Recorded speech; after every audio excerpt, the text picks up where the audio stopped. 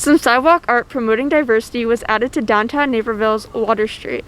The sidewalk art says Naperville Together, promoting diversity in the city of Naperville. Today we spoke with Mia Hernandez, the creator of the Naperville Together sidewalk art on Water Street. What did the whole process look like of creating this art or coming up with the idea of the art? In order to get the inspiration, I kind of just looked around to see what other cities were doing, and yeah, that's kind of how I got my inspiration. Like, for instance, the main one that we focused on was Seattle, because that's where they had the most colorful lettering and they had the different artists. What organization are you part of that created this? It's called Art of Inclusion. We're mainly out of Naperville, but we're planning to kind of spread out more, and we have people from Chicago and Downers Grove that are also in our organization.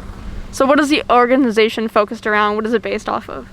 It's mainly based off of, I know there was like a lot of people complaining about the Century Walk mural that has, of the people of like Naperville that's trying to represent Naperville, but it really doesn't, and it's not very inclusive. So our whole mission is to be inclusive in our art and not just, have a bunch of people that aren't of different colors, different ethnicities, different shapes, different sizes.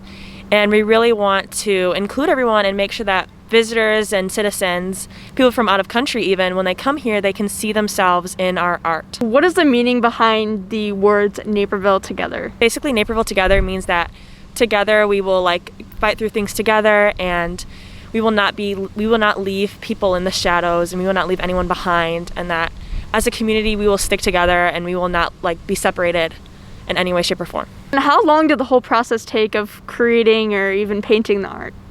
So creating, we just had to come up with simple sketches with a little bit of color here and there, just to know the basic colors and basic formats we need to place down. So that maybe took some of us about a week or so just to come up with an idea, get some inspiration.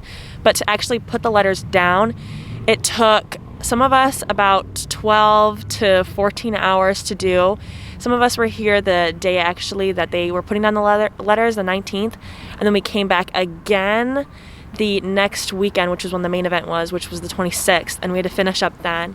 But some people were able to get it done in one day, but I know my letter I was not able to get finished in one day. What is your favorite part of the letters? Maybe your favorite letter, your favorite art that is here? My favorite part is that they're all different and they all represent different things, but they all have the same sort of idea of just being inclusive and bringing everyone together. If I had to choose a favorite one, I would definitely say the V, which is the peace sign, because it pays a tribute to Ruth Bader Ginsburg, and I think that's a really great thing, and it was also thought up very last minute, so I really like that one. And what is the next step for you with this art, or even with the whole movement in the organization? I think our next step is just to keep branching out, and I know there have been some talk of maybe doing another project also in the downtown area again, but that is not anywhere in the works right now, but it is still in communication.